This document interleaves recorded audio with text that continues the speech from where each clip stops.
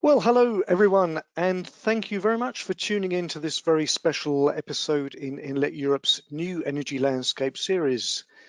Today, Inlet Europe is delighted to be partnering with the International Renewable Energy Association, IRENA, to bring you this episode entitled 30 Innovations for a Renewable Powered Future.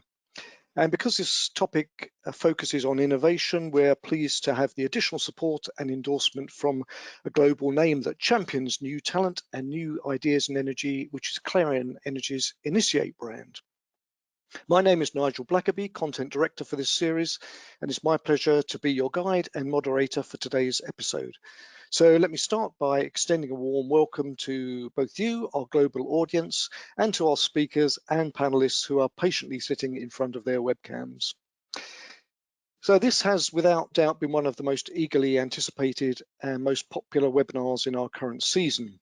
And you may be interested to know that over 500 people are currently tuning in live right now, ready to hear what transpires over the next 90 minutes.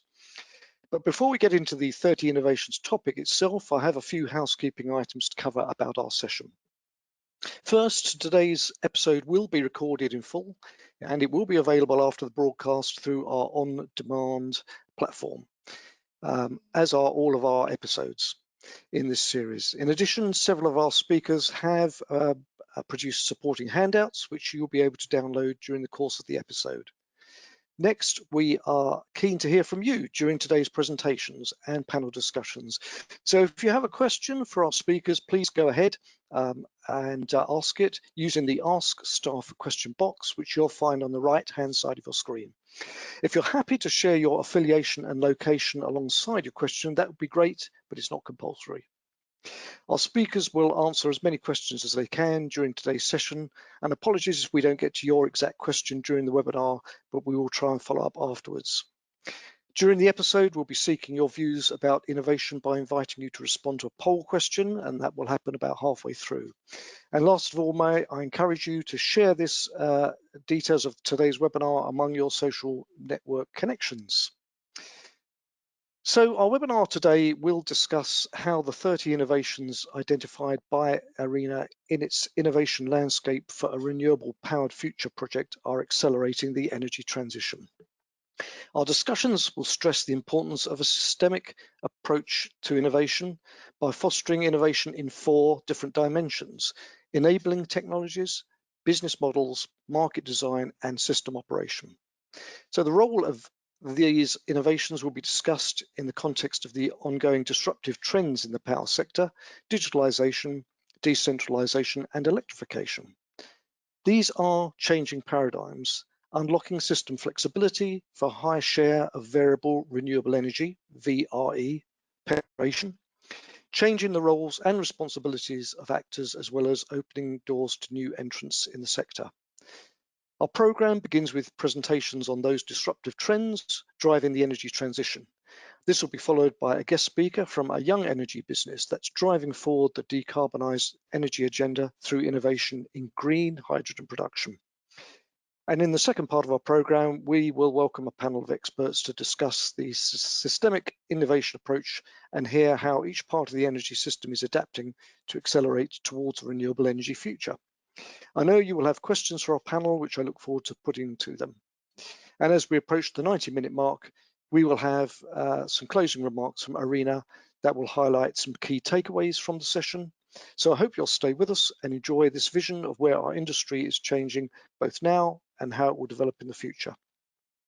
So without further ado, I'd like to invite our co-host IRENA to begin by setting the scene further and describing the trajectory and trends occurring in the global power sector, and also to give us a bit of a peek into IRENA's toolbox of innovations for power system flexibility. Presenting this for us is IRENA's long-standing director of its Innovation and Technology Centre, a man who's been intimately involved in this project, Mr. Dolf Gielen. Please go ahead, Dolf. Yeah, thank you very much, Nigel.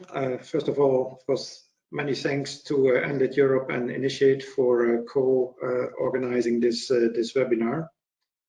The topic is flexibility for integration of variable renewables in power systems.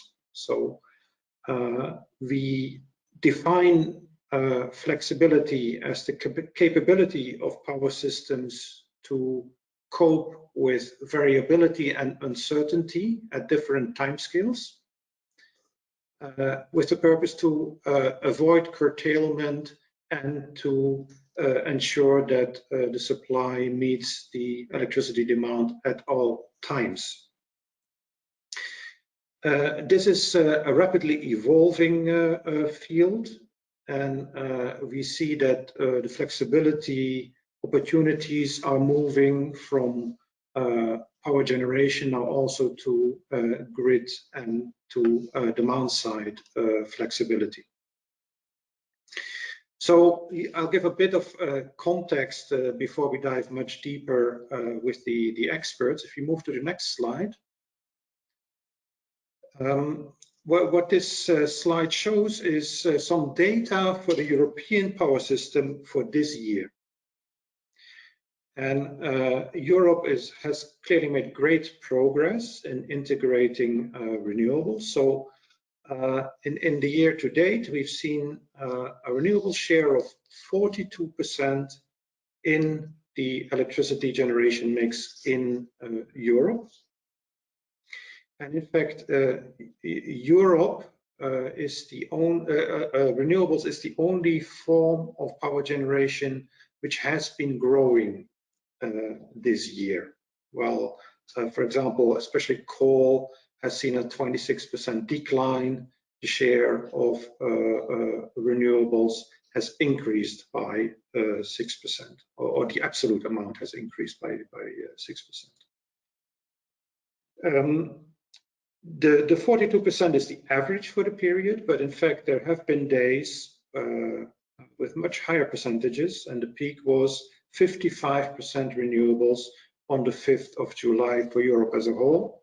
And of course, some countries have seen even much higher peaks during the year. So the point here is that there is a lot of experience available how to deal with high shares of renewables, and especially variable renewables. Next slide, please.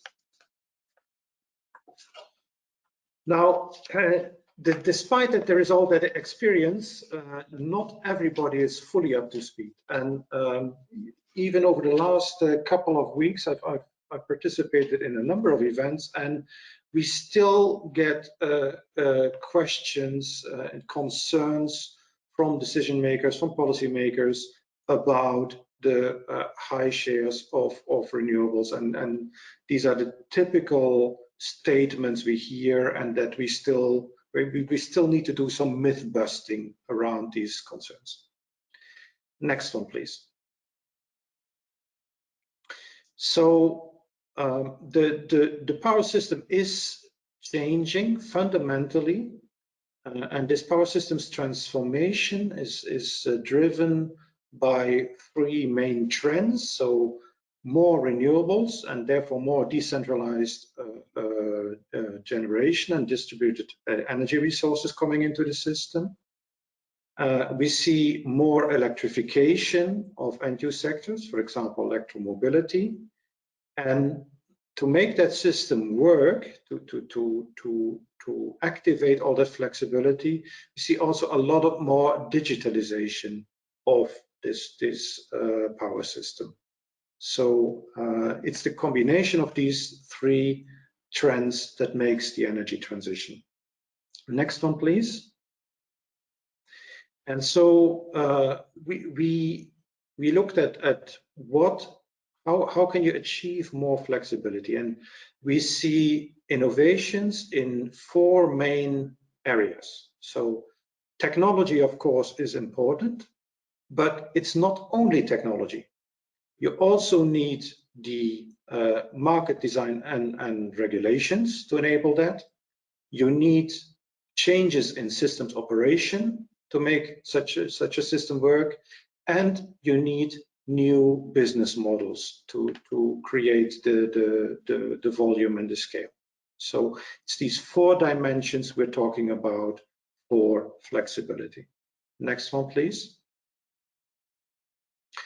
So if you follow the developments, you see that the innovations in this sector are very fast, and it's in all these announcements, it's not always clear what is now really a fundamental progress and what is more of a niche change. So that's the main reason why we started this project. We had an in-depth assessment of what are the key trends, innovation trends in flexibility. Next one, please. And we have documented these through our report that was launched last year, Innovation Landscape for a Renewable Powered Future. And in that report, we have identified these 30 types of innovations across these 4 dimensions that I mentioned. Next one, please.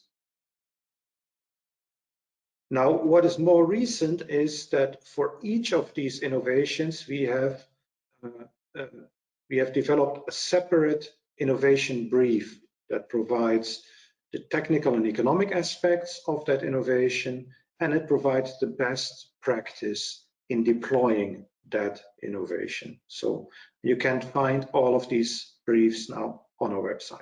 Next one, please.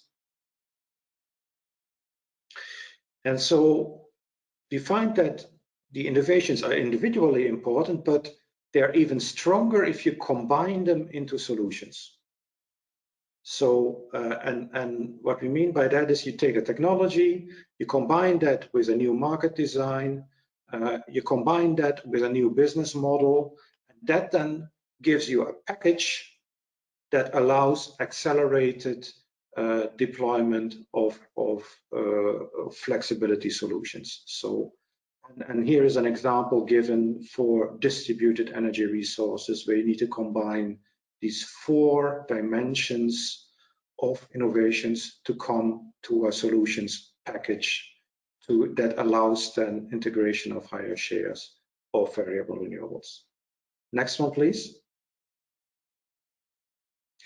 So we've had a positive response to this, to the outcomes. So countries are interested to deploy this. We've already started discussions with a number of countries how to deploy it in their national context. We have responses from industry that said, well, we've some more recent innovations. We can also include that and in this toolbox. And so we hope that this will help to then allow integration of higher shares of variable renewables and to decarbonize power sectors and ultimately the whole energy system. So that concludes my initial remarks, and I hand back to Nigel. Thank you very much.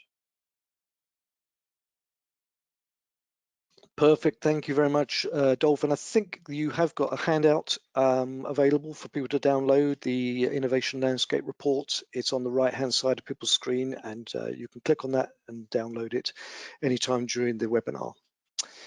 Okay, well, our next speaker is going to dive a bit deeper into one of the key trends and important facilitator of a transition to a decarbonised energy system. That is the move towards greater electrification and greater energy efficiency. Presenting this is Mark McGranahan. He is Vice President for Innovation at EPRI, the Electric Power Research Institute. Mark is the author of the authoritative textbook on power systems quality and a publisher of over 70 technical papers.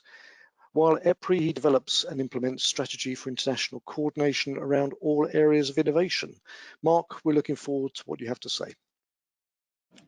That's great. Thanks a lot, Nigel. And I really appreciate the invitation to be part of this web-based discussion today. The 30 innovation briefs developed by IRENA are extremely valuable in what is our probably most important challenge facing the whole decarbonization effort, and that is the integration of flexibility resources so that we can continue to decarbonize the electric sector. I'm going to talk about one particular aspect of the whole decarbonization challenge, and that is the electrification opportunity and challenge. So I don't know, am I controlling the slides, Nigel? If not, then I'll let you progress one at a time. Thanks.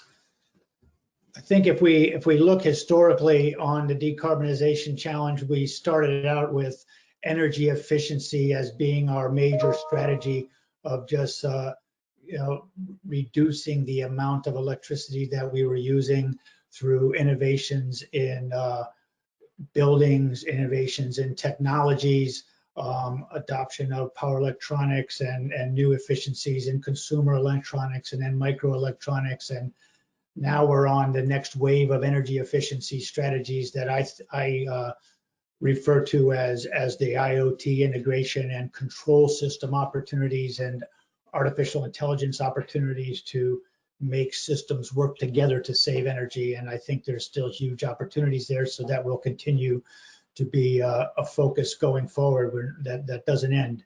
Next slide. The next wave is the wave that we're still in, and that is integrating renewables and adopting solar and wind. And through that effort, the costs of these technologies have continued to come down to the point where they really are the least expensive technologies for new generation. So there's no question that they will continue to expand in their applications, and what we'll have to do is figure out how to integrate these technologies. Next slide, we'll start to talk about the electrification challenge, and then we'll talk about how that is part of the opportunity for achieving the flexibility that we need to integrate renewables. But as we continue to clean up or decarbonize the electric sector, the opportunity is to use that clean electricity more and more to decarbonize other sectors. And that is the trend that we're in right now, as Nigel mentioned. Electrifying the transportation sector is probably at the top of the list, but there's many other electrification opportunities in industry and with new technologies. So it's a very exciting area for research at EPRI. I included as one of the handouts that you can download the electrification national assessment that we did for the United States, and looking at the opportunity to electrify all the both transportation, residential and commercial and industrial applications throughout the country, and what the potential looks like on a regional basis between now and 2035. So feel free to download that document.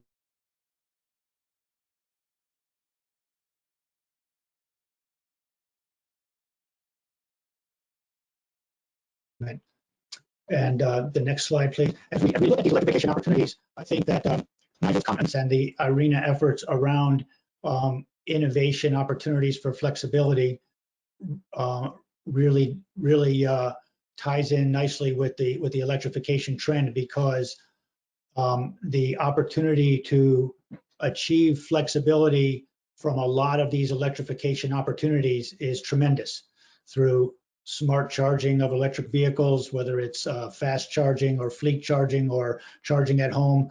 Tremendous opportunity to enable flexibility resources from this new load coming onto the electric system as we get higher penetration of renewables and need that flexibility. We can match this up with energy storage. One of the trends that we're seeing is combined electric vehicle charging and energy storage installation to achieve multiple value streams from that energy storage, and non-wires alternatives for investment in the grid. Another important area of a potential value stream for these electrification technologies. And we'll continue to see flexibility coming from end-use applications in general, and demand responsive load. So this challenge around flexibility is extremely critical, and it ties in very nicely with the trend to electrify more and more applications. My last slide focuses on what we at EPRI call Project 2X, and the numbers on this slide refer to the situation in the United States, but the concepts are the same everywhere in the world. And that is, just to look at the numbers in the US, we, in 2005, which is kind of our reference year because it goes back to the Paris agreements, we were creating about 6 gigatons of CO2. We've reduced that by about 20% down to 5 gigatons now, primarily through these approaches of energy efficiency, of renewable integration, and a large part due to replacing coal with gas generation. To get to another reduction of another gigaton by 2030, we can continue down this path, and along with the electrification of more and more of end use applications, especially transportation. And the bottom right particularly talks about the electrification of transportation and what we see as a legitimate goal for 2030 to work on in terms of penetration of electric transportation.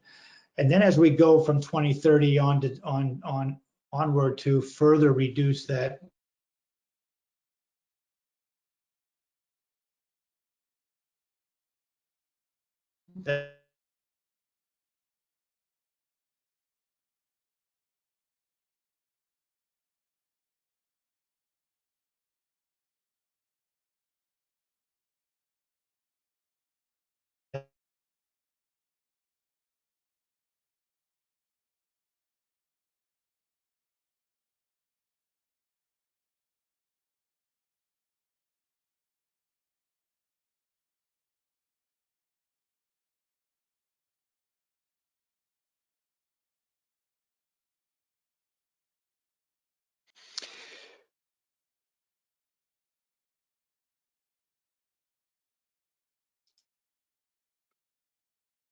Okay, I think we've just lost Mark. His connection dipped, but I'm pretty certain that he was just about at the end of his presentation. If we're able to get the line back up, we'll ask him to complete. But I've got a feeling that we were pretty much through what he had to say around the electrification topic. So, if it's okay, we'll move on.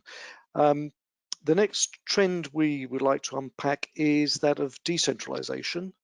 That is the move away from large centralised generation grids towards a whole range of smaller, customer-focused, more local alternatives made possible often by advances in smart technology.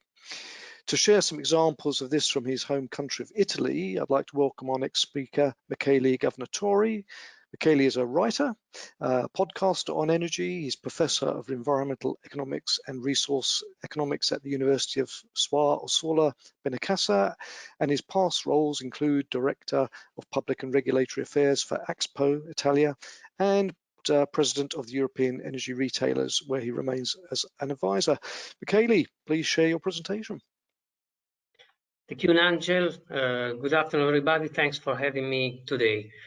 So, yeah, my short presentation will basically focus energy communities, more electricity communities actually, based on what the European regulation provides and based on the way they are probably going to be implemented in Italy. And secondly, I'll be focusing what, if any, opportunities there are within energy communities for having useful peer-to-peer trading. Next, please. So, very briefly, the clean energy package actually provides for two different kinds of energy communities, but they have most features in common. The idea basically is that they are to some extent local, so able to engage a relatively small community of energy users, energy producers. they are aimed to exploit externalities from such integration. They are not meant to be primarily for profit, which is a bit weird because basically this reduces the scope of at least the number of the companies which are supposed to work on them. But the reason again is that communities are meant to engage unprofessional operators, which without that would not feel disinformed and disengaged about the value chain of energy. And also shared governance comes with a lack of profit aim and local dimension. Next, please. What are the services such communities are expected to share? Well, of course, generation. There is the expectation that renewables power production embedded in communities will be one of the reasons why communities are being formed. Have already been formed in many countries of Europe, actually.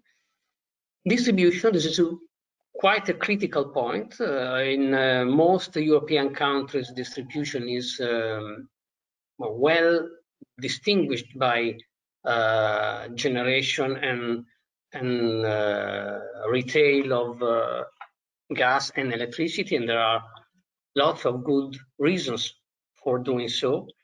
Notwithstanding, the European legislator thinks that relatively to communities, being able by the community also to be to some extent the dispatcher of the electricity can bring advantages. This of course opens the room for a different scope of local network operators, unless the communities are so-called virtual, which means that the distributor still operates as usual as a distributor, and all energy, even the one exchanged within the energy community, actually transits through the local grid, the public local grid, which is at the moment the choices which the Italian regulator is making, and which will also be the base of the next slides are going to show. Next, please. I was why okay. I was mentioning the engagement and awareness as a added value character of energy communities. Actually, there is quite strong literature showing that actually the ability and the willingness of citizens to contribute for public goods is much higher when such citizens have pretty good information about how those goods are provided, how they work, where they are placed, and who and why you need to pay for them. Okay, this old but very interesting paper by Weiser shows that we can treat economic-wise public a good environmental framework and renewable electricity as a public good. So if you can provide more information to citizens about why you need this public good and why this public good needs money in order to be realized, and if possible, if you can also put the making of this public good closer to them, then the willingness to pay is higher. So basically, this is one of the ideas, to my understanding, behind the clean energy package. Energy communities are not nice per se because they are small. They become nice when their being small gives us the possibility to deliver more comprehension of the value chain of renewables within citizens. Next, please. Yeah. Anyway, cooperatives and energy communities are not a novelty in Europe. They did existed even before the clean energy package. This chart is based on data from 2018. It's quite interesting to see how energy cooperatives and energy communities are relatively common in Germany and in the Northern Europe in general. Next, please. Now let's focus virtual energy communities. So once again, it's energy community and electricity community is virtual when you're still using the local network as before. Simply, the regulation allows for some savings when in the same time, let's say within a specific hour, this is the Italian regulation, energy is produced and consumed within the same community. So in these cases, the Italian regulation argued that it makes sense cost-wise not to make the final users within the community for the losses, the network losses, and the network fees, the network tolls, which clearly makes sense. Why it does make sense? Because if you're self-consuming the energy within a community, you're not sending the same energy to external networks. So you're avoiding losses, and you don't need to pay the variable tariff part of networks. So let's call G the savings that the regulation of a virtual energy community allows to citizens. Next, please. We can then ask ourselves when a peer-to-peer transaction makes sense within such a regulation. Well, if we look at the point from the point of view of the production, so we have, let's say we have a photovoltaic in our community roof. That photovoltaic does not have variable costs, so he will probably be keen to sell electricity any positive price. So not much a price elasticity from the supply side, right? But if we go, if we look at the demand side, that's more interesting because the demand side, provided it has the possibility of investing in time shift devices, batteries, for example, or water heaters, which can be used exactly as electricity time shift devices. Well, then there might be the opportunity to consume more than the actual instant need of electricity just to feed the storage device. To my understanding, this opportunity exists as far as the efficiency of the storage device is higher, or let's put in the opposite terms. It works if the losses of the storage cycle are smaller than what the regulator allows as a gain for not paying the external networks. If this applies, to my understanding, there is the opportunity within even a very simple energy community, even a 1 building energy community, where I can buy a storage device, I might, as a final customer within the community, be willing to bid energy, extra energy with respect to what I usually need, just to feed my storage devices. So I think that this is interesting, and this also connects to what Mark was saying before. Maybe it's not this trivial that we are going to see complex peer-to-peer markets within communities, but at least where batteries or time shift devices make sense, there might be a reason for the customer to have a price elasticity and be able to buy differently than outside an energy community. And I think that was everything from my side. Next, please. Yeah, it was. Thank you.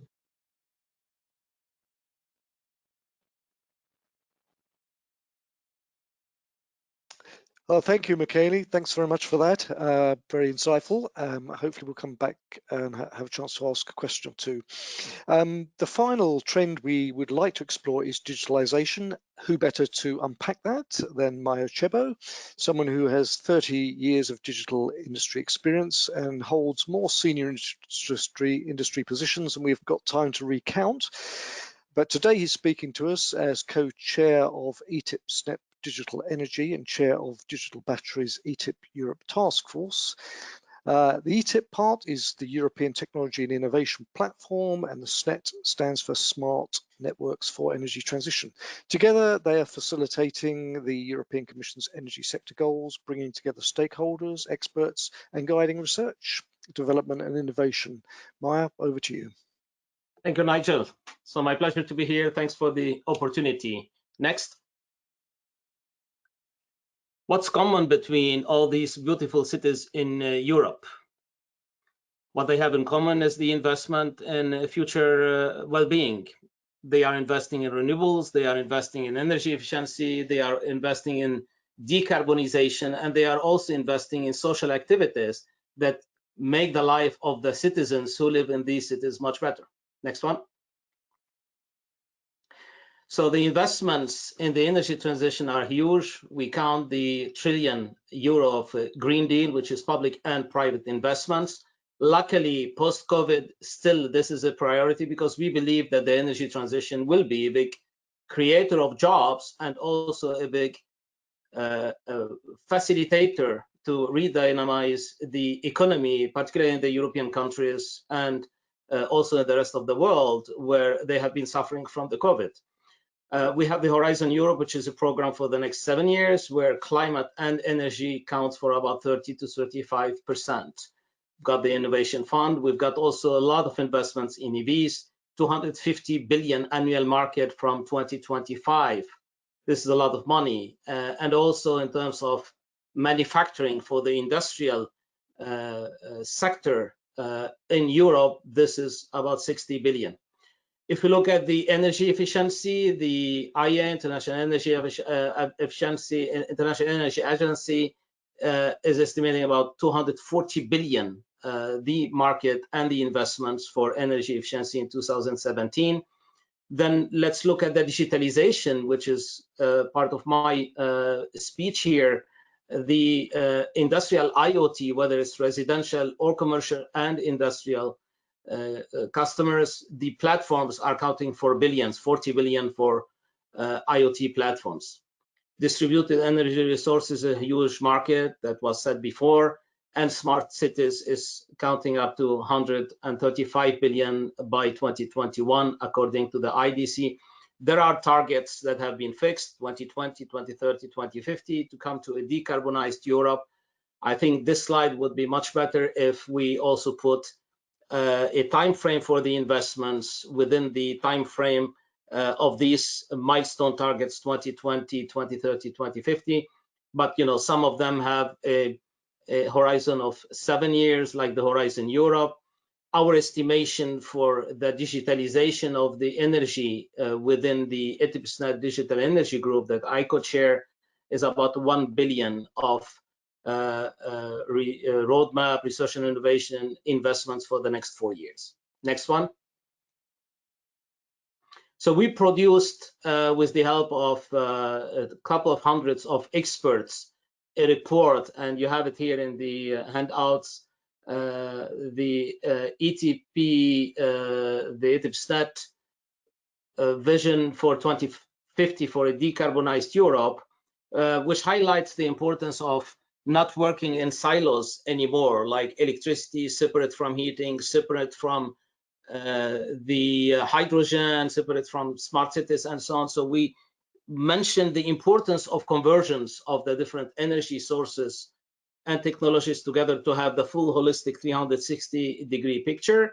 We also highlighted the fact that there will be more conversion between the sources, and we have to look at the whole cycle and how things from power to gas liquefied gas, power to a grid, all of these systems, how they will convert to each other. And we also looked at the importance of the digitalization, where we said that digitalization will be across the whole infrastructure, will be also across the whole value chain, and we will be producing as well a lot of benefits out of the digitalization. So we have a report as well in the handouts here, which is summarizing all our use cases, the technologies for digitalization, the maturity of some of them, the feasibility of others, and also what are the recommendations to get the digitalization accelerating the transition. Next slide. So these are the areas where we believe there is an investment going on. We believe that if we want to transform and help with the transition of the energy across that linear value chain, which is becoming not anymore linear because of the massive number of distributed energy resources in the landscape, and because also the customers become at the center of that picture rather than being at the end. So predictive analytics, where we collect data from the infrastructure and then we use it for predictive maintenance. We use it to predict what is the customer's demand. We use it to predict how we can supply energy to the customers to be as close, as cheap, as clean as possible to the customers. There will be more simulations. Digital twin is now a word which is used to improve the reliability and the health of this or that equipment. But actually in our work, we thought that digital twin cross European member states, 27, 28 European member states, is a game changer, because we will have exactly the same picture of the infrastructure in Europe in data. And then we could, if you want to predict what the future of that energy is, or the future of these equipments are, we could run then the digital twin model for the whole European region. Cybersecurity to get the system robust, and then the whole industrial IoT and IoT, which is about collecting the data while securing the privacy and the security here, and using the data and data scientist model is also important. And everything around digital inspections, asset performance, digital worker, the whole portfolio of energy, the management of the flexibility that was said before. That's really an important topic, because it requires the integration of all the systems that you see here, and also a massive integration of distributed energy resources on the grid. Next slide. So we speak about 3Ds. That was said also before. The decarbonization, the digitalization, the decentralization. The digitalization, as we said, is not tomorrow, it's a reality today. It was estimated by the World Economic Forum to be $2 trillion of value that will be generated for the whole energy infrastructure, energy value chain that will be unlocked. The decentralization will provide additional capacity by 2026, by 2030 and beyond. We spoke about that before. And the electrification, there will be more and more shift from oil and gas, thermal cars, and get more electricity demand. So there is an estimation here, which is changing, of course, every year, of more than 40% increased demand by 2050. And that's due to the more and more usage of cleaner energy, more electrification, more EVs on the networks. But that means also for the technology a lot of work in terms of integration, in terms of integrity of the whole system, in terms of management of the peak demand and peak load, and also managing all the customers who will become prosumers, and also in terms of stabilizing the whole infrastructure. If you've got maybe more than 20% of EVs in the landscape of all the cars that you have, that might create some instability, and you need to prepare the whole system for that. Next one. So we spoke about 3D, we spoke about electrification, but there is another important D. The fourth D would be democratize access to energy. What if we make it so easy for the users? And I'm now speaking about the Lighthouse project that the InterNet Digital Energy Group has been suggesting to the European Commission, is to say, what if we have a user who could, in any country in Europe, have access to any supplier of energy in Europe and to any service also in Europe? What if a user wants to become a prosumer as well, not a consumer, but just a prosumer, and equip himself or herself with renewables?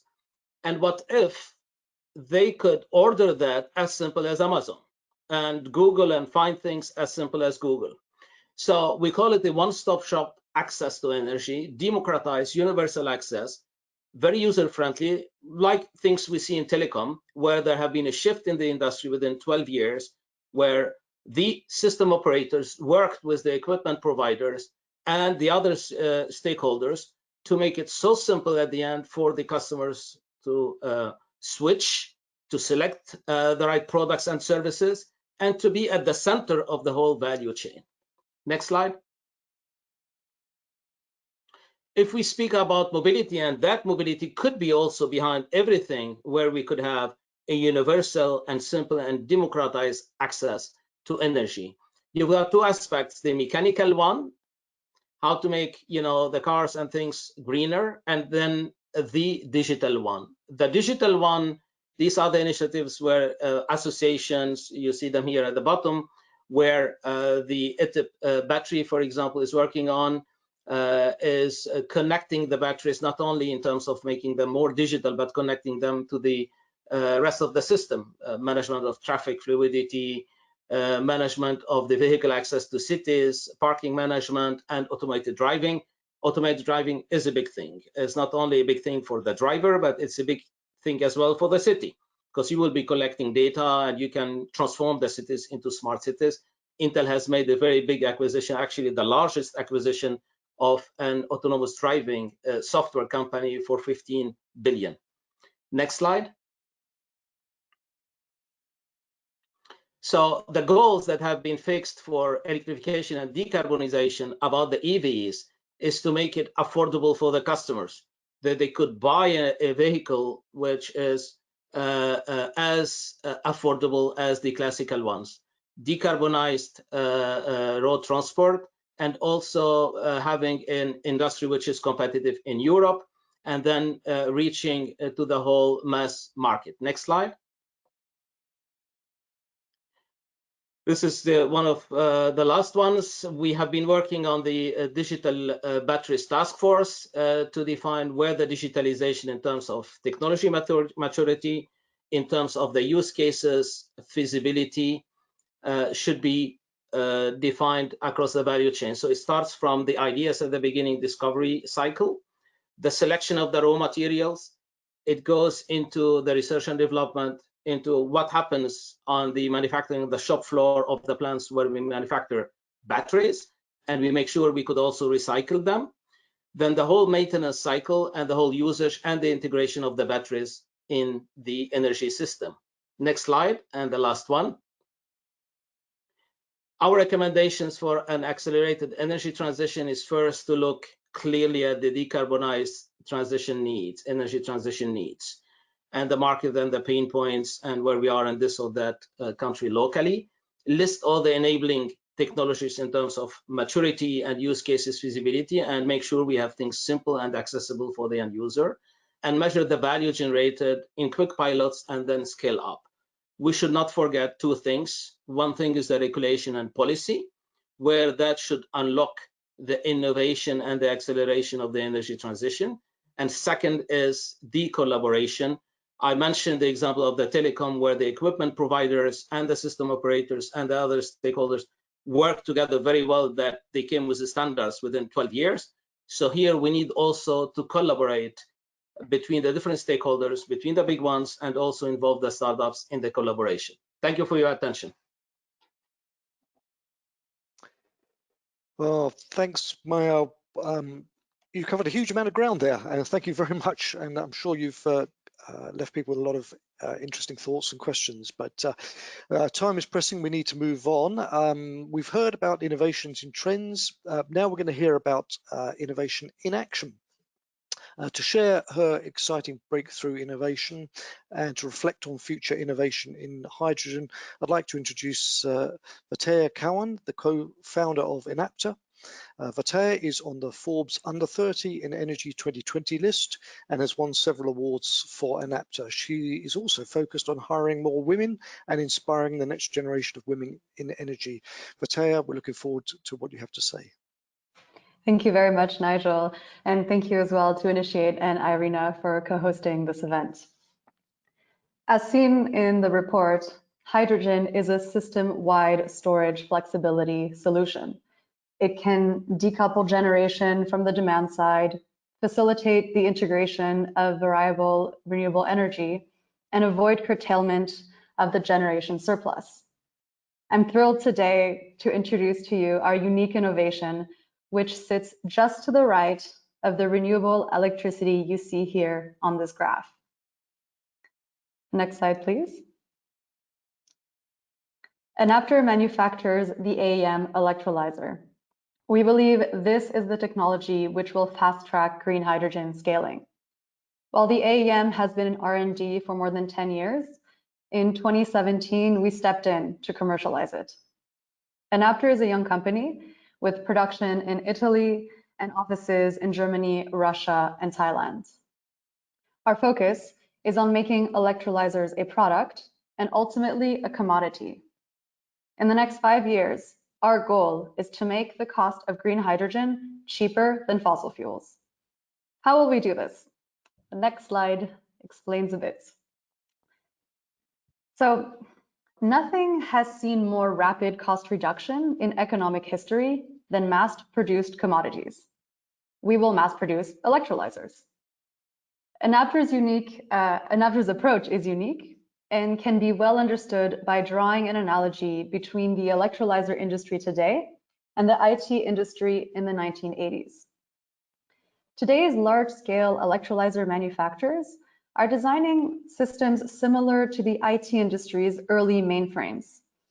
Each system is designed as an individual project, requiring highly sophisticated engineers and planning. Enapta is mimicking the introduction of the PC, a product that is standardized, modular, and scalable. Next slide. This is our one and only electrolyzer today, the anion exchange membrane electrolyzer. In principle, the AEM is like the pen, but it lets anions through and not protons. It also uses different materials. There's no gold or no platinum in our electrolyzer. So we're getting the best of both worlds, the best from the pen and the best from the alkaline electrolyzer, and the result is high efficiency, long lifetime, and cost effectiveness. Next slide. Today, our electrolyzer is about the size of a microwave, and it can easily be stacked to achieve any hydrogen output required. Our electrolyzers are scalable. There's no technical limit to stacking our systems. They're standardized, so they're compatible with any energy device, and they're flexible, so they can run on partial loads without losing any efficiency. We believe stacking individual modules has many advantages in terms of resiliency, ramping capabilities, and much more. Next slide, please. So hydrogen also needs to go digital. Ease of integration will play a role in scaling green hydrogen, and we developed our energy management system, which enables remote monitoring and control. We can monitor the performance of our individual electrolyzers' performance, but as well as the entire energy setup from a mobile application. We know hydrogen and our electrolyzer is only one piece of the puzzle. So we've made it possible for it to be able to communicate with the entire energy setup and all the energy devices like the inverters or the fuel cell, even the storage tank. And in the next slide, you can see what it can do. We can set up rules. So for example, the sun is shining, start making hydrogen. Or if the storage tank is full, stop making hydrogen. Next slide, please. Our electrolyzers and EMS are running all over the world in over 30 countries and across all sectors. So if we start with the power sector in the next slide, hydrogen provides flexibility and long-term storage. So in Germany, for example, some homes are using our electrolyzers to generate hydrogen on site from the solar energy they have on their rooftops, and they gain seasonal storage. At a larger scale, we have, for example, here, l'île de la Réunion, which has a community on the Mafat caldera that is completely inaccessible by road. Either your feet get there or you get dropped in a helicopter. So this community, for energy security, has chosen to go green. They have an electrolyzer installed, and when there's no sun shining, the community has over 15 days of autonomy in their hybrid energy setup. We recently also studied the economics of hydrogen microgrids versus diesel microgrids. And the figures showed that it is more cost effective to produce on-site green hydrogen than it is to import diesel. If you're curious, you'll see more on this study in our brochure. In the next slide, please. So traveling now to the Netherlands in our power to heat application. Our electrolyzers here are integrated in the first hydrogen district heating project. So these innovative boilers are directly combusting the green hydrogen to heat the nearby apartments. And this project was developed with the network operator Stedin, the community of Rotterdam, and DNVGL. Next slide, please. Our electrolyzers are also providing some cost advantages in industrial applications. For example, here you have an electrolyzer that is purifying nitrogen. That's just one use case. We also have some in ammonia production or the glass industry, food industry, and many more. Next slide, please. Now off to Australia. Here, our electrolyzers are paired with a carbon capture storage technology to create green methane. Solar energy is abundant. The infrastructure for gas is existing. So creating power fuels, a clean hydrocarbon, is a no-brainer. And just in May, Southern Green Gas announced their scaling plans, where they'll be producing more than 600 kilograms of green hydrogen and then injecting it into the pipeline. Last but not least, in our next slide, the mobility sector. We've been seeing a lot of applications pick up here. No surprise, hydrogen in the end is the lightest element, so let's get creative here, but also efficient. Our electrolyzers are being used to produce hydrogen on site to refuel drones, cars, and planes too. Just recently, ZeroAvia completed their first commercial flight test in the UK. And as you can see here on the quote, aside from the plane itself, the cost of hydrogen for planes is a lot cheaper, as you can have on-site production at airports through electrolysis. And ZeroAvia is using AEM electrolyzers. Next slide, please. These are just a few glimpses of our use cases. There's many more. And while some are looking for applications of green hydrogen, we believe that hydrogen will find many new applications across the value chain of new businesses. We don't look to specialize, but have that done by system integrators or the entity that is taking our electrolyzers and applying it to the customer solution or the ultimate solution. Next slide, please.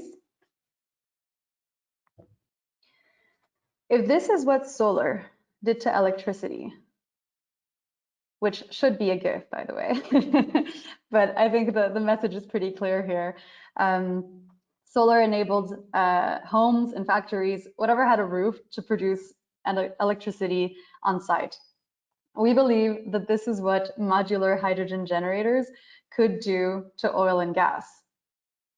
Building electrolyzers as a modular product that can be mass produced will significantly drive down the cost of the individual module.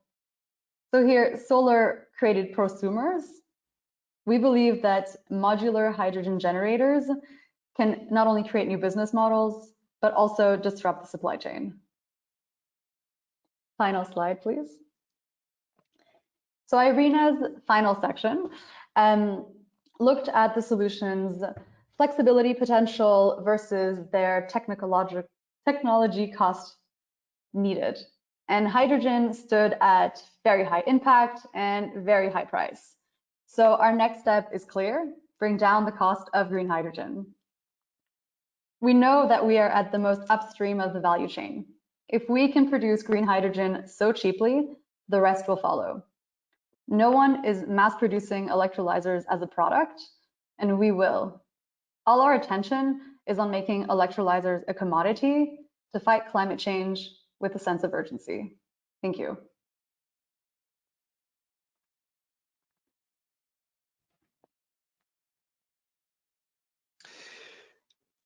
Okay, well, thanks, Vatea, very much. It's really exciting to see so many use cases of a new technology. We've talked so much about innovation in theoretical manner. Great to see it actually in action.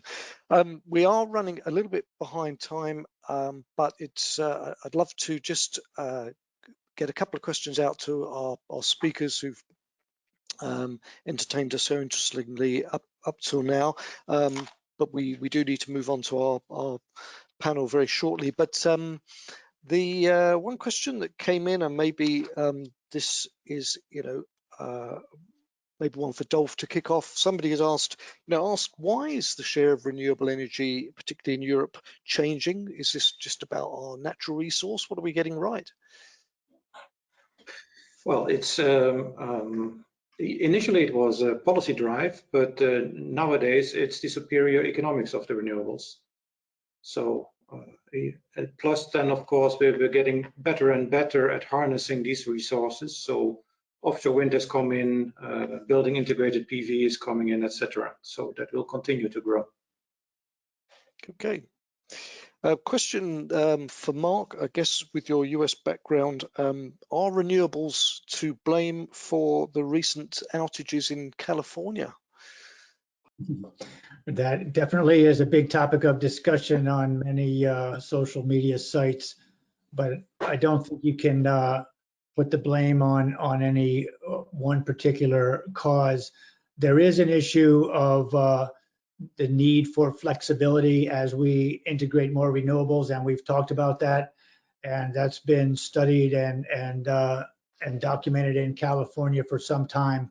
But it's more a combination of multiple factors, actual power plants that were down at the time, and the unforeseen circumstances than it is just renewable integration.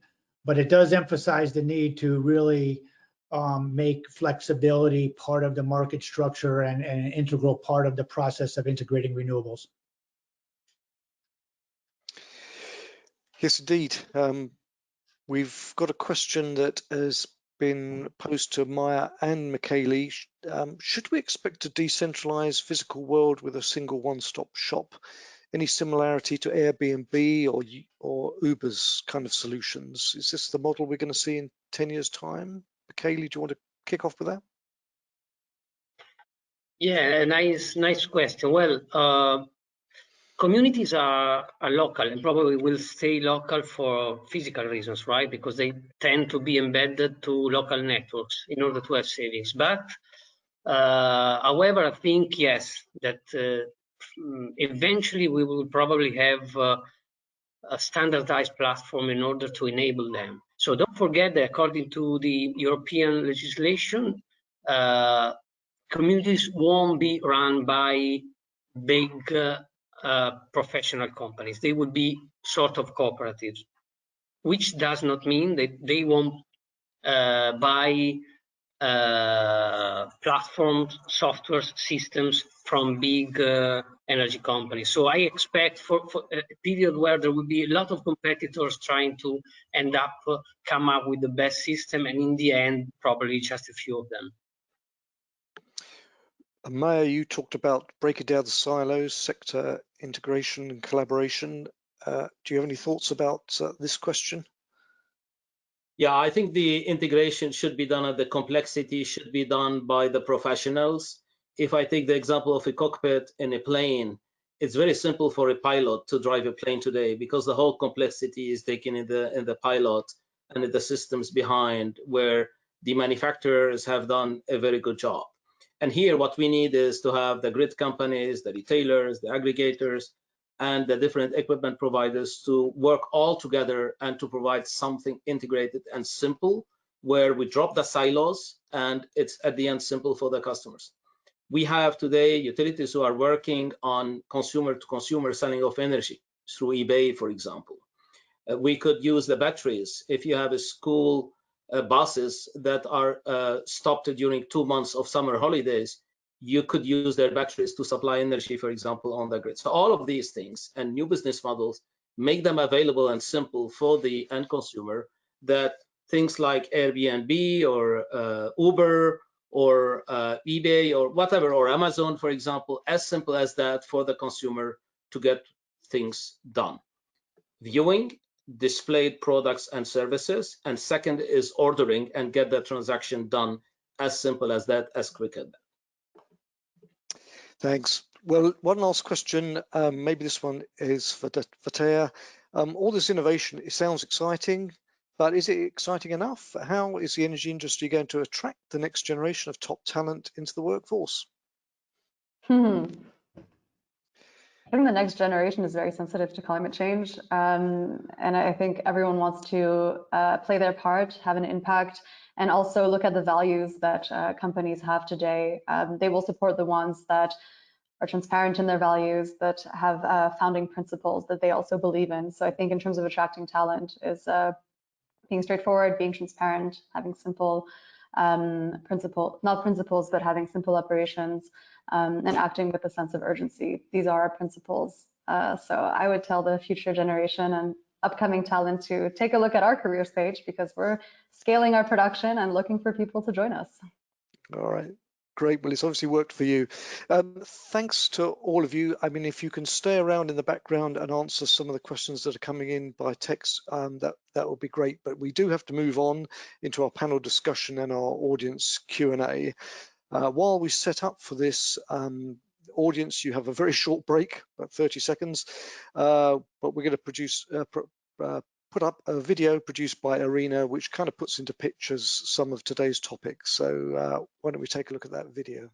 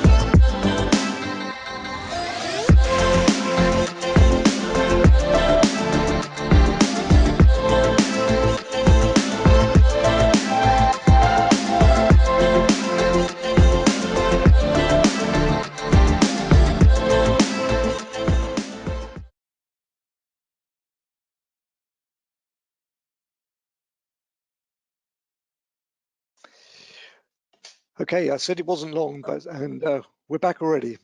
So welcome back. This is into the last part of our webinar. We've invited 4 leading industry figures from 4 different parts of the sector to reflect on what they've heard from our speakers, to share their views on the significance of innovation and IRENA's study, and to talk about where innovation is or should be driving forward the transition as it relates to their areas of work. Before we get into that, we'd like to get your thoughts on innovation in the context of what you've heard by asking you to answer a simple poll question, which is going to appear on screen very shortly. So given that we accept that innovation is key to the accelerating the energy transition towards a renewable future, the question we want to ask you is, where do you think where more innovation effort should be made to accelerate the transition? And we've offered 4 alternatives: innovation in regulation, technology innovation, innovation in the system operation at the TSO level, or is it the business models where we need more better ideas to make these things viable. So where do you think more innovation effort should be made if we're going to get this transition going? We're going to leave that on the screen just for a few more seconds to give all of you a chance to have a think about it, make your choice, and in a few seconds we will see the collective thoughts of all of you. Poll is closed. And are we going to see the results? There we are. There we are. Okay, so we seem to have got a feeling that it's largely around either business models or regulation, but still a fair number, getting on for 20%. I think technology is the most important, system operation trailing in there. So a reasonable spread there, but maybe there is a clear winner in terms of regulation. Interesting for our regulator on the panel. So why don't we bring in our panel now? They've been waiting very patiently behind the scenes. Yeah, we're talking of regulation, the perspective of the energy regulator. Joining us from Germany is Annegret Grobel, Director of International Relations at the German Regulatory Authority for Electricity, Gas, Telecommunications, Post and Railway, BNetzA. Since January 2019, she's also been President of the Council of European Energy Regulators, CER, and was Vice President since 2012. From the organisation that represents 43 electricity transmission operators, TSOs, from 36 countries across Europe, we're delighted to welcome Mirela Constanescu, Manager of Research and Innovation at ENSOE. Welcome, Mirela. Joining us from Portugal, João Torres, CEO of EDP Distribution, the Portuguese distribution system operator. It serves more than 6 million customers.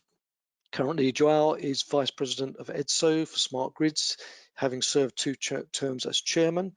This is the association representing DSOs, providing more than 80% of the electricity consumed in Europe. And making up our panel more from the demand side, we have Enno Butcher, the CEO of Nodes, NODES. Enno has a background as a senior systems engineer, but joined Nodes to build a customer-centric integrated energy marketplace where grid owners, producers and consumers of energy can trade decentralized flexibility and energy. I hope I got that right, Enno.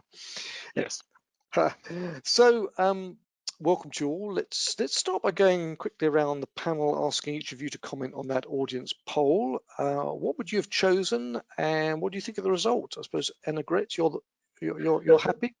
Well, no, I'm not happy because it says indirectly that maybe regulators are lagging behind, that more innovation is needed, and we have. I can also already mention our answer to this. We also have a 3D strategy as CR, and of course digitalization and decarbonization, which were mentioned already. But instead of decentralization, we focus on dynamic regulation, which is another word to say regulation must also be more flexible, more adaptive, of course, without losing predictability.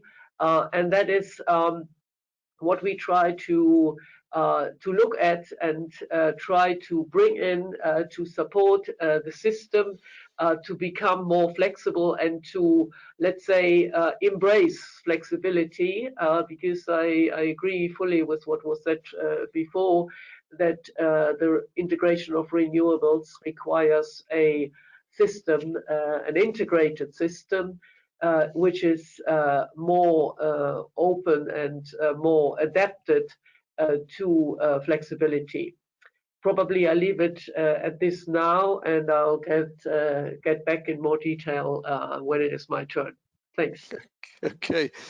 Mirela, what's your thoughts on the poll that we've just seen?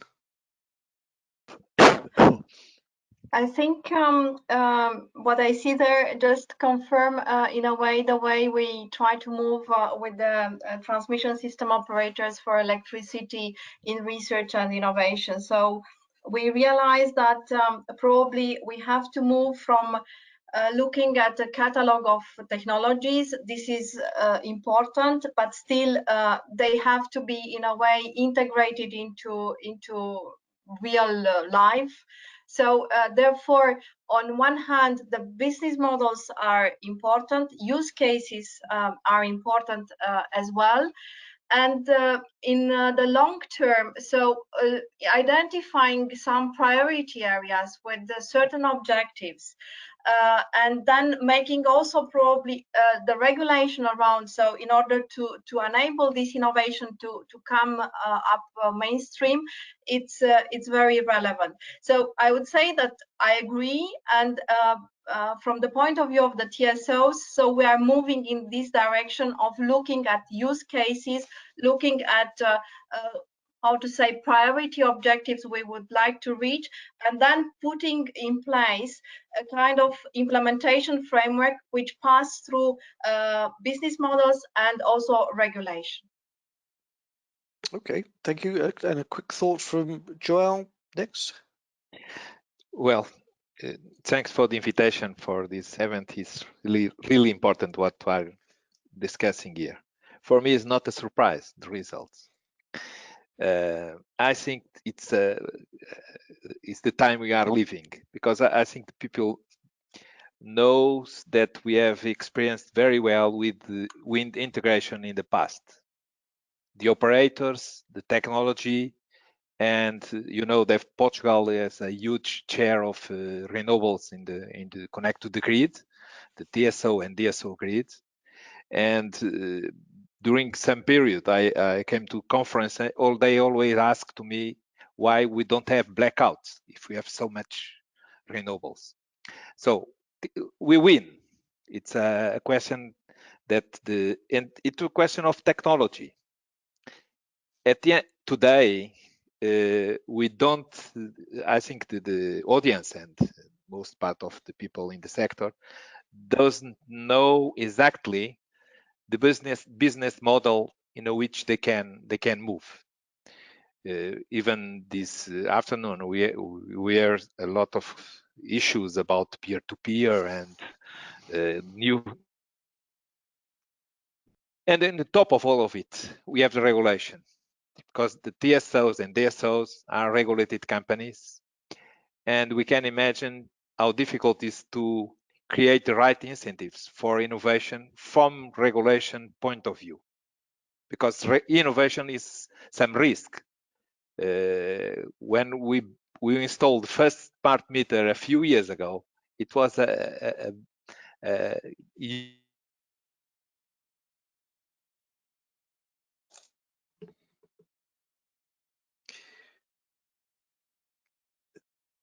Okay, I'm losing Joel's line. I don't know whether that is common to everybody. So don't hear him. Maybe he's on mute. Joao, we can't hear you. Well, we'll send him a message, but I think let's move on to Enno. I think we got the gist of what he was saying. Any thoughts? I mean, you're in business. Is it business models that where we need more innovation to make this thing work? Well, I think across Europe and seeing what is on the European landscape on innovations, where the business models, the technology and systems, I've started, the Commission has started many projects on national and European level.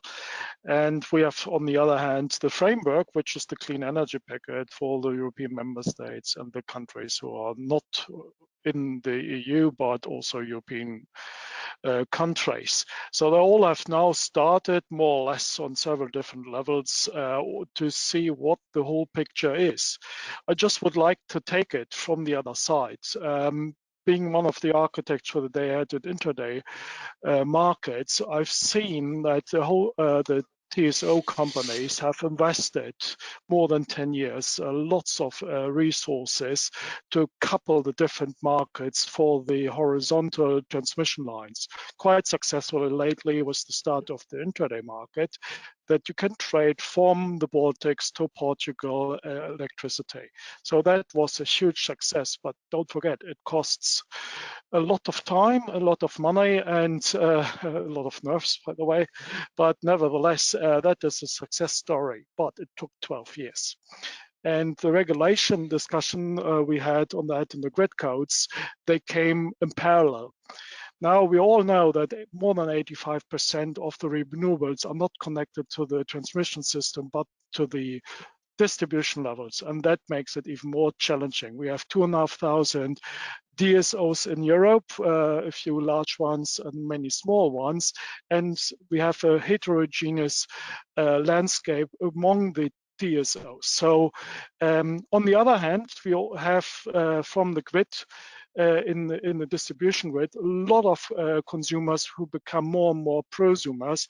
You just see the rise of the connected facilities of renewable energy sources, and don't forget about the combination towards the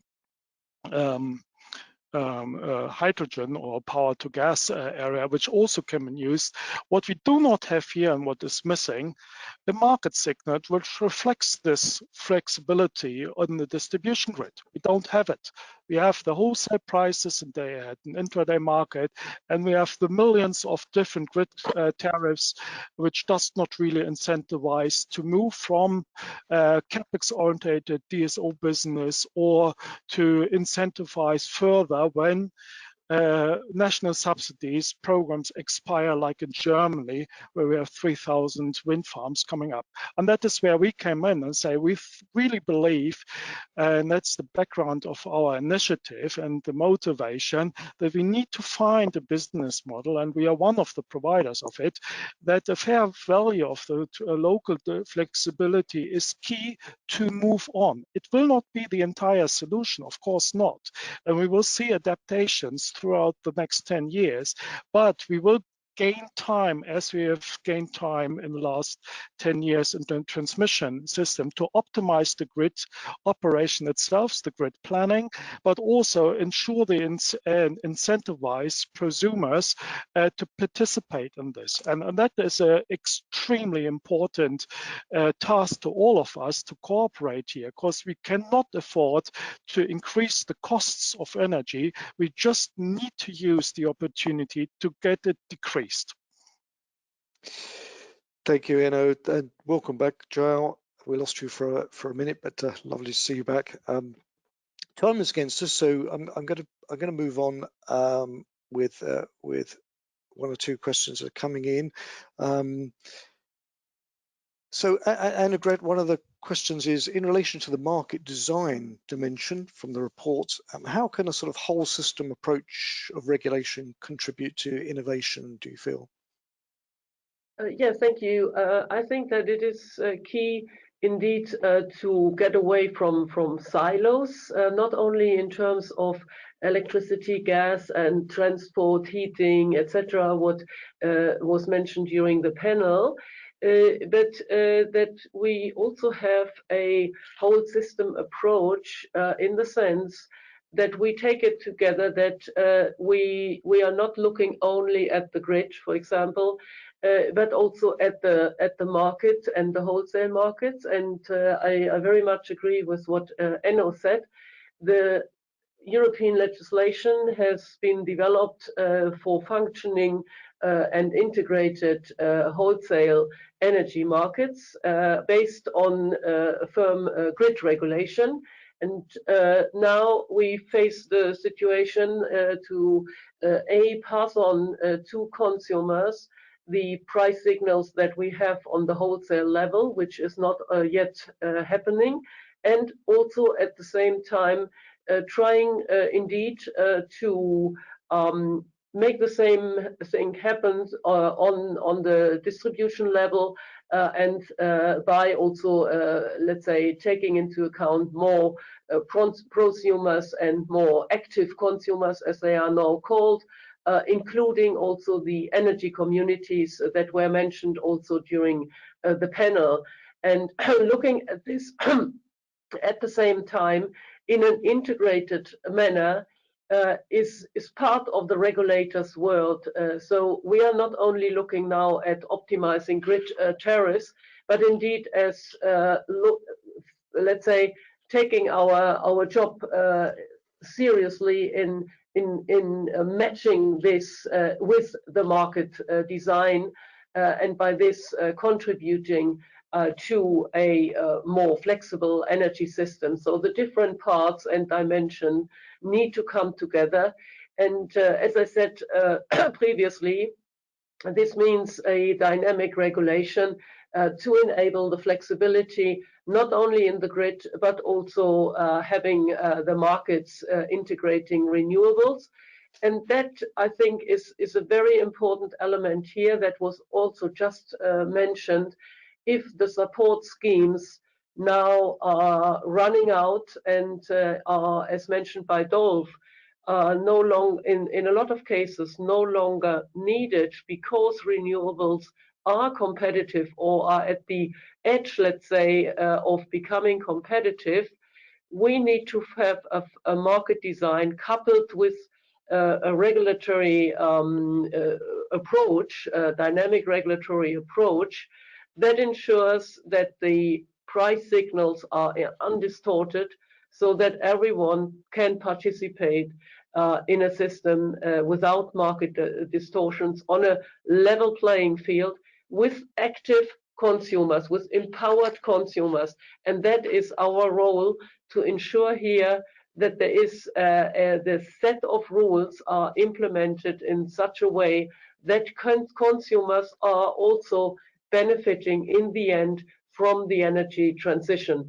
And by consumers here, I mean all consumers. We all are aware that the active consumers, prosumers, etc., they are participating maybe already or today or for sure, but we also do not want that anyone is left behind. And that is what regulators are working for, to make the system more flexible, more adaptable, and more easily to understand for all customers, for all consumers, so that they get the trust in the system and thus take their chances and get active, which then does not only benefit the consumers themselves, but also brings more, contributes to the stability of the system as a whole.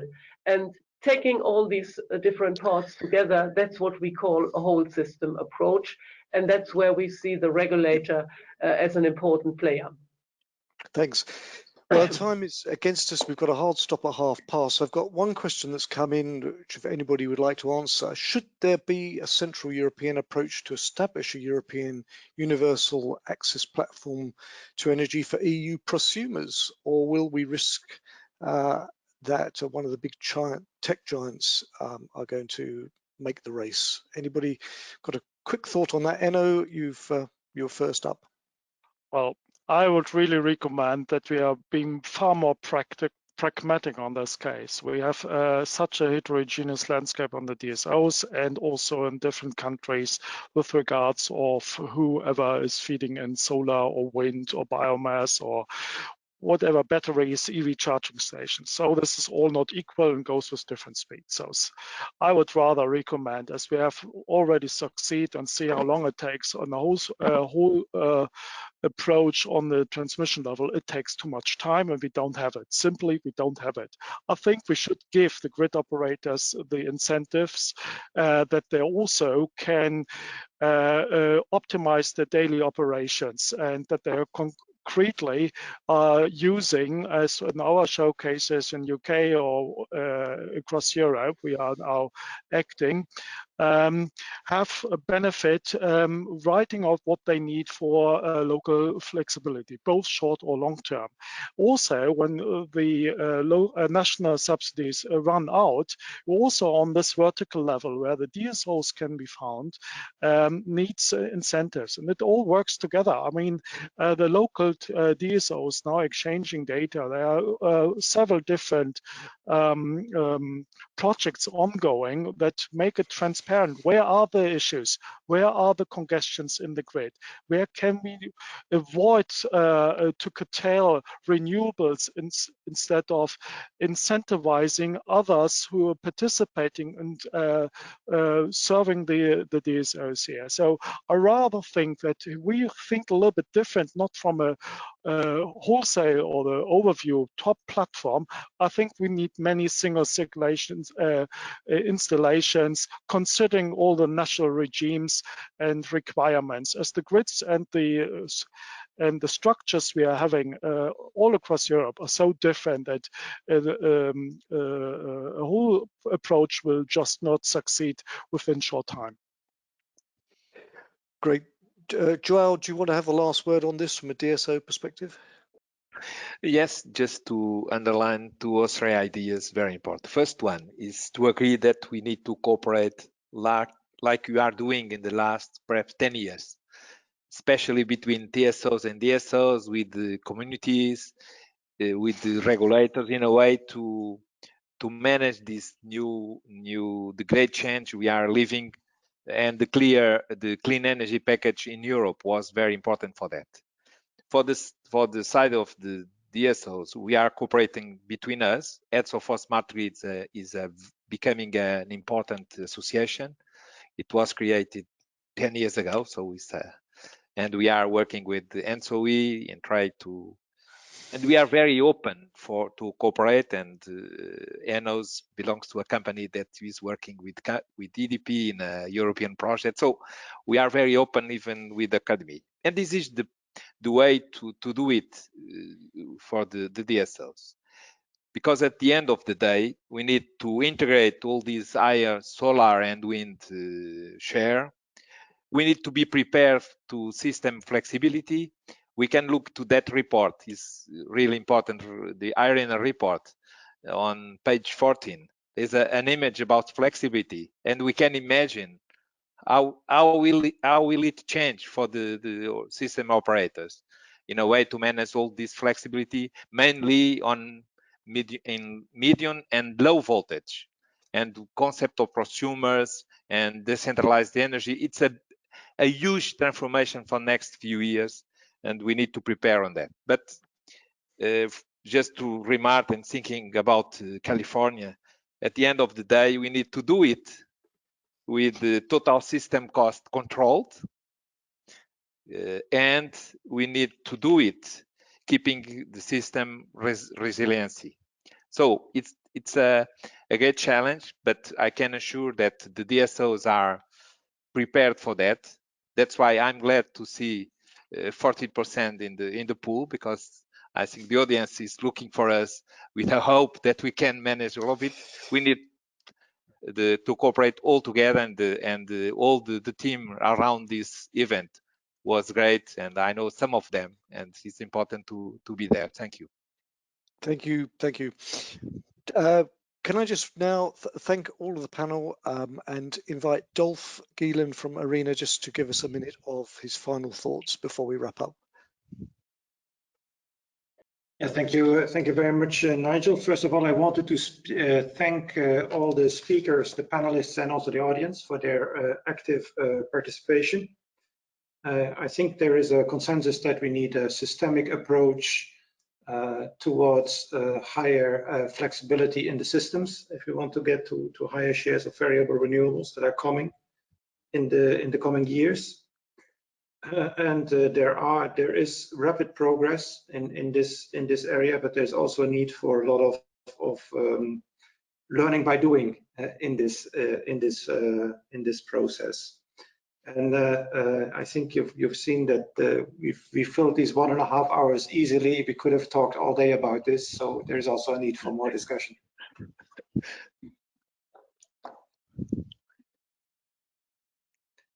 We can't hear you.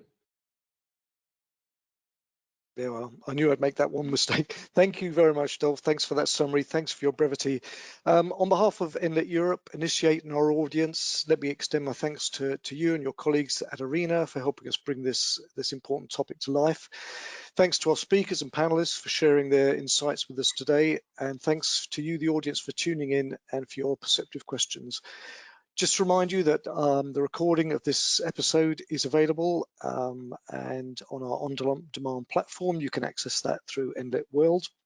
We have another episode from the new Energy Landscape series on the 9th of September, so do sign up for that. Meanwhile, do stay safe. Thank you for listening to this Enlit Europe, IRENA and Initiate production. Goodbye.